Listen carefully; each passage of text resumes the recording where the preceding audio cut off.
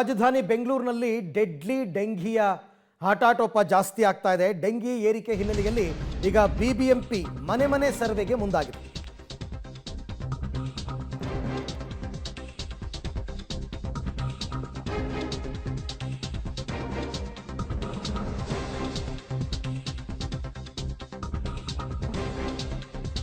Dengue ಏರಿಕೆ ಹಿನ್ನೆಲೆಯಲ್ಲಿ BBMP ಈಗ ಮನೆ ಮನೆ ಸರ್ವೆಯನ್ನ ಮಾಡಿದೆ. 12 ಲಕ್ಷ ಮನೆಗಳ ಸರ್ವೆ ಆಗಿದೆ. ಈ ಸರ್ವೆಯಲ್ಲಿ ಆತಂಕಕಾರಿ ವಿಚಾರ ಬಯಲಾಗಿದೆ. ಏನಂದ್ರೆ 12 ಲಕ್ಷ ಮನೆಗಳ ಪೈಕಿ 4 ಲಕ್ಷ ಮನೆಗಳ ಸರ್ವೆಯನ್ನು ಬಿಬಿಎಂಪಿಯವರು ಮುಗಿಸಿದ್ದಾರೆ.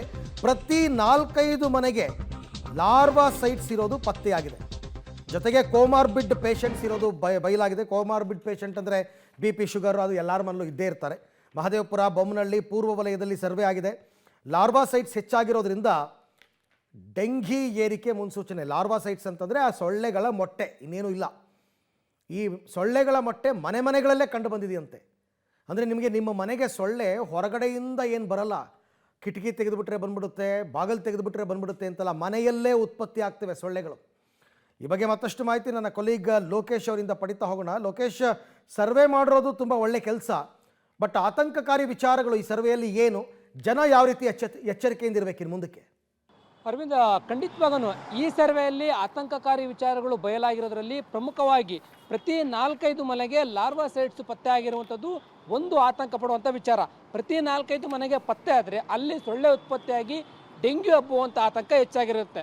ಈ ನಿಟ್ಟಿನಲ್ಲಿ BBMP ಅವರು ಈಗಾಗಲೇ 12 ಲಕ್ಷ ಮನೆಗಳನ್ನು ಗುರುತು ಮಾಡಿದ್ದಾರೆ. ಅಂದರೆ ಕೊಳಗೇರಿ ಪ್ರದೇಶಗಳು, ಒಂದಕ್ಕೊಂದು ಮನೆ ಹೊಂದ್ಕೊಂಡಿರುವಂಥ ಮನೆಗಳು, ಅಂತಹ ಮನೆಗಳಲ್ಲಿ ಬೇಗ ಸ್ಪ್ರೆಡ್ ಆಗುತ್ತೆ ಮತ್ತು ಅಲ್ಲಲ್ಲಿ ಎಲ್ಲಿ ಕೊಳಚೆ ಇರುತ್ತೆ ಆ ಪ್ರದೇಶಗಳಲ್ಲಿ ಸೊಳ್ಳೆ ಉತ್ಪತ್ತಿ ಆಗುತ್ತೆ ಅನ್ನುವಂಥದ್ದು. ಹೀಗಾಗಿ BBMP ಅವರು ಈಗಾಗಲೇ ಅದನ್ನು ನಾಶ ಮಾಡಬೇಕು ಅಂತೇಳಿ ಈ ರೀತಿಯಂಥ ಫಾಗಿಂಗು ಮತ್ತು ಸ್ಪ್ರೇಯಿಂಗ್ ಮಾಡುವಂಥ ಕೆಲಸಕ್ಕೂ ಕೂಡ ಮುಂದಾಗ್ತಾ ಇದ್ದಾರೆ. ಅದರಲ್ಲಿ ಪ್ರಮುಖವಾಗಿ ಕೋಮಾರ್ಬಿಡ್ ಪೇಷಂಟ್ಗಳೇನಿದ್ದಾರೆ ಅಂಥವ್ರಿಗೂ ಕೂಡ ಜಾಗೃತಿ ಮೂಡಿಸುವಂಥ ಕೆಲಸಕ್ಕೆ ಮುಂದಾಗ್ತಾ ಇದ್ದಾರೆ.